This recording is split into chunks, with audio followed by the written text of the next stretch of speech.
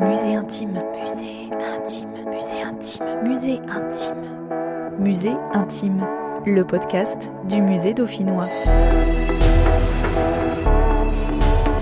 Des pièces sombres, de la poussière éternelle, des sols et des murs vieillis par le temps, des voix qui tournent en boucle comme un disque rayé. Ces images collent souvent à la peau d'un musée, surtout quand il a dépassé la centaine. Parcourir les espaces du musée dauphinois, c'est découvrir pourtant une humanité bien vivante, des femmes, des hommes et des objets du passé qui ont tissé les fils de notre présent et des femmes et des hommes du présent qui valorisent ces vies du passé dans le but de donner à voir, à entendre, à toucher même l'histoire cosmopolite des Alpes.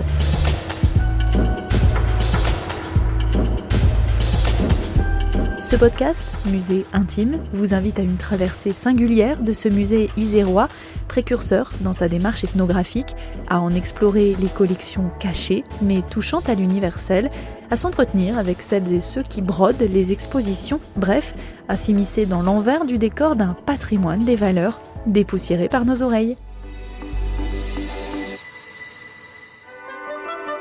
Grenoble, à 3 jours des 10e Jeux Olympiques d'hiver. La politique du musée dauphinois, de longue date déjà, se soucie de regarder ailleurs qu'en Dauphiné. Vous travaillez combien d'heures par jour quand vous 12 heures. 12 heures par jour, Oui. à 14 ans. Soit des outils préhistoriques, soit des portraits, Une journée de printemps, de la pluie, de la neige, du vent. des enseignes de sabotiers ou de débits de tabac. Le mot macaroni, qui l'a inventé? Ben nous-mêmes.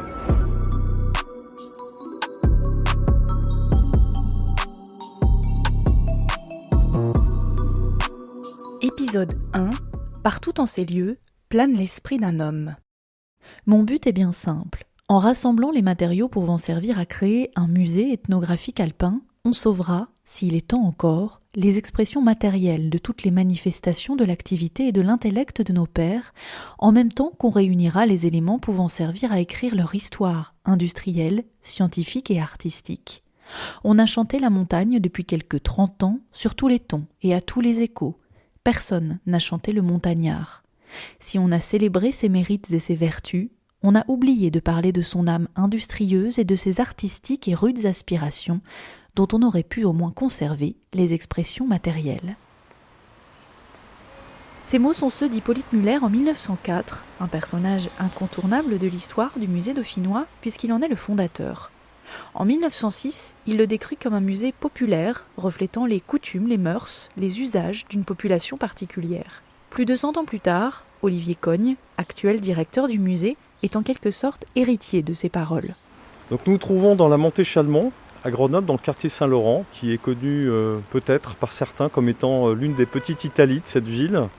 Et c'est cette montée qui permet d'accéder à l'ancien couvent de Sainte-Marie d'en Haut, qui aujourd'hui abrite le musée dauphinois depuis 1968. Faisons un pas dans le passé. Retournons-nous.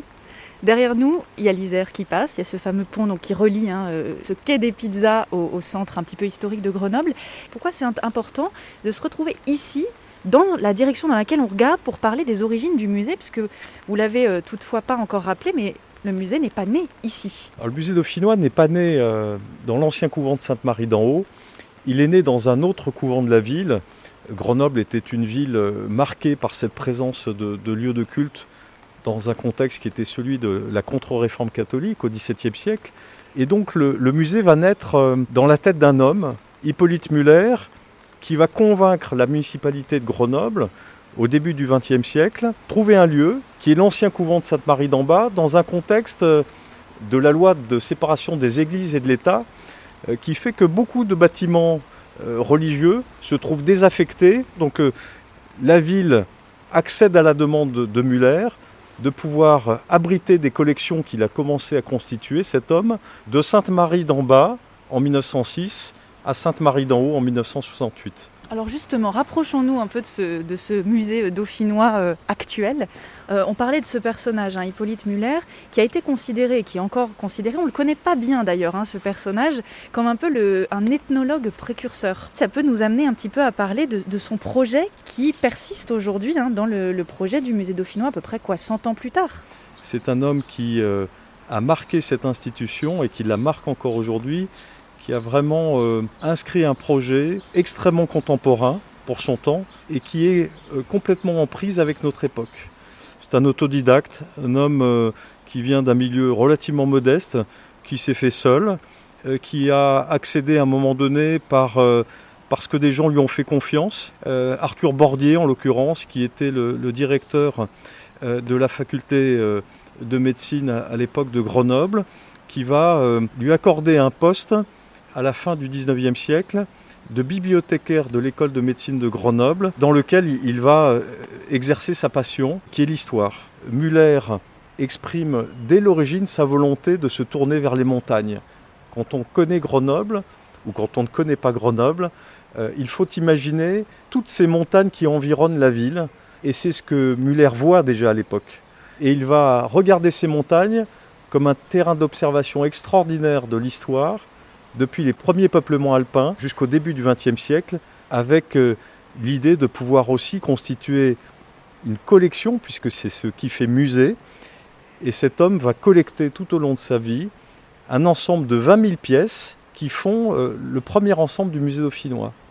Un musée populaire, reflétant les coutumes, les mœurs, les usages d'une population particulière, la montagne qui est chantée sous une forme matérielle, le labeur séculaire de nos ancêtres, et c'est bon et beau, parce que simple et utile. Voilà comment il définit le musée dauphinois, en ajoutant la somme de l'histoire d'une région par l'objet, nous rappelant que ce qui fonde un musée, c'est sa collection. Alors justement, laissons planer l'homme au-dessus de nos têtes, et on continue à monter les marches qui nous mènent au musée dauphinois actuel, pour arriver à un lieu emblématique, qui est cette espèce d'arche. Alors on va y arriver tout doucement. Nous reprenons notre souffle dans la montée. Nous nous trouvons juste en dessous de la statue de François de Sales, fondateur donc, du couvent qui commence à apparaître derrière nous, le couvent de Sainte-Marie d'en Haut. Et malheureusement, Müller ne connaîtra pas le transfert du musée qui, on peut dire, vit un véritable tournant en 1968. C'est un tournant aussi pour Grenoble. Ce musée assez vite se trouve à l'étroit. Müller le dit, il écrit à la ville de Grenoble. Et il faudra des décennies avant que son rêve ne devienne réalité, d'avoir un espace beaucoup plus vaste qui permette à la fois de conserver et de donner à voir. Je proclame l'ouverture des 10e Jeux olympiques d'hiver de Grenoble. Et donc nous sommes dans un contexte qui est celui des Jeux olympiques de Grenoble, où cette ville de Grenoble est en plein boom démographique. C'est la ville de France, dit-on, qui, proportionnellement à son nombre d'habitants, connaît la plus grande expansion démographique durant l'après-guerre. Tout semble possible à l'époque, avec un événement sportif international, les Jeux de Grenoble, qui, a priori, n'ont pas une portée culturelle. C'est la municipalité du Bedout qui va réaliser ce projet, donc à partir de 1965, et l'idée de lui donner une coloration culturelle forte, avec 2 équipements culturels phares, d'une part la Maison de la Culture, et puis le musée dauphinois, installé encore à Sainte-Marie-d'en-Bas, et dont on espère trouver un lieu qui soit à la mesure de ses ambitions. C'est le choix qui sera fait, de pouvoir installer ce musée dauphinois dans l'ancien couvent de Sainte-Marie-d'en-Haut, qui à l'époque ne se trouve absolument pas dans l'état où nous le connaissons aujourd'hui. Donc il y a des travaux extrêmement importants, un chantier qui va durer 2 années, qui va permettre l'installation de ce musée jusqu'à son inauguration le 3 février 1968. Nous sommes à la veille de la quinzaine olympique, par André Malraux lui-même, ministre de la Culture, à qui l'on prête cette expression. Est-elle vraie, n'est-elle pas vraie? On ne le saura jamais finalement. En sortant du musée dauphinois, encore un musée de brouettes. 4 top inter, il est 13h.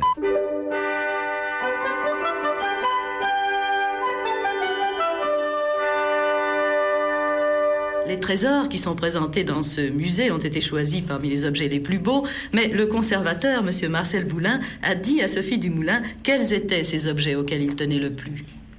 Il importe que nous représentions à la fois l'histoire du territoire dauphinois, c'est-à-dire les 3 départements dauphinois, de l'Isère, de la Drôme et des Hautes-Alpes. Donc à la fois l'histoire du territoire et l'histoire des populations qui ont résidé sur ce territoire.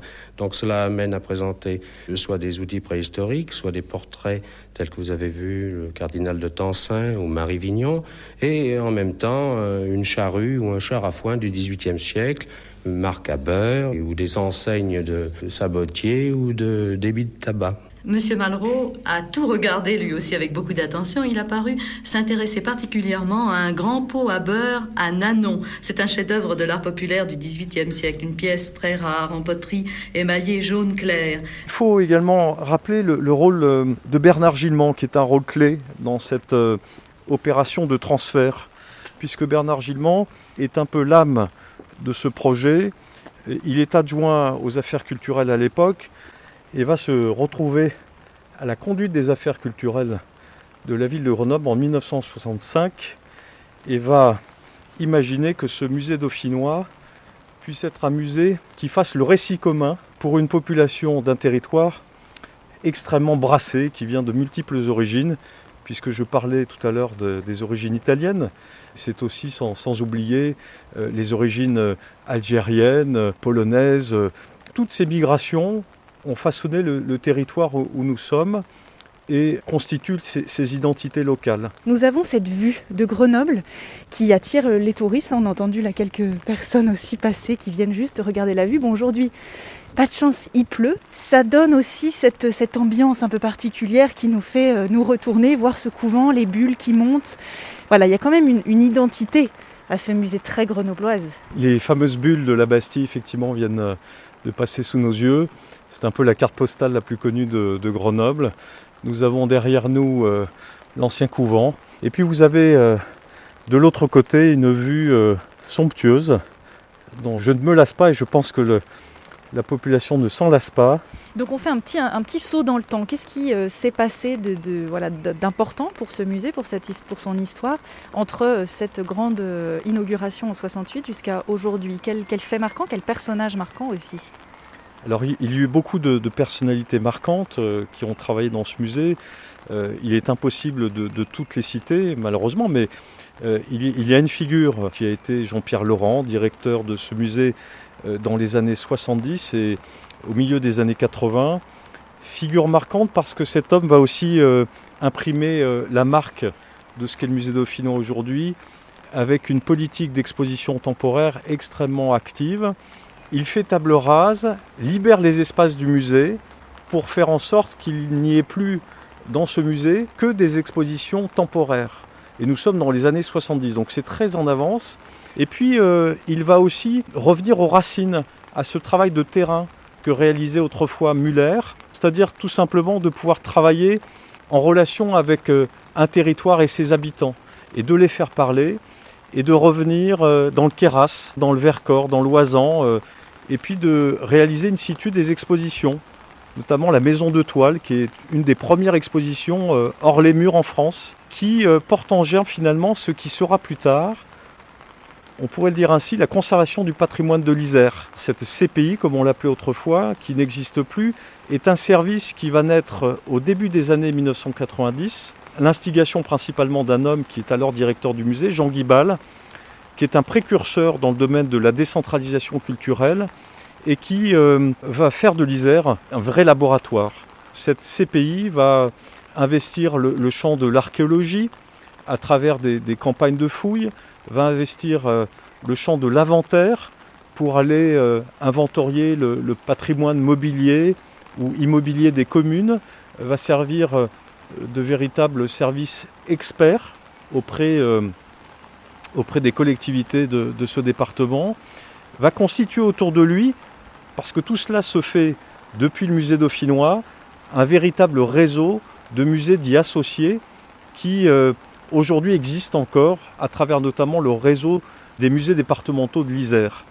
Donc il en reste des traces de tout ce travail, même si le nom n'existe plus de CPI aujourd'hui, un héritage qui demeure à travers des projets et une démarche qui est toujours là, dans laquelle nous inscrivons, qui est de travailler avec les habitants de ce territoire et de faire en sorte que leur parcours de vie leurs paroles, leurs expériences puissent se retrouver dans les expositions que nous conduisons ici. Musée intime. Musée intime. Musée intime, le podcast du musée dauphinois.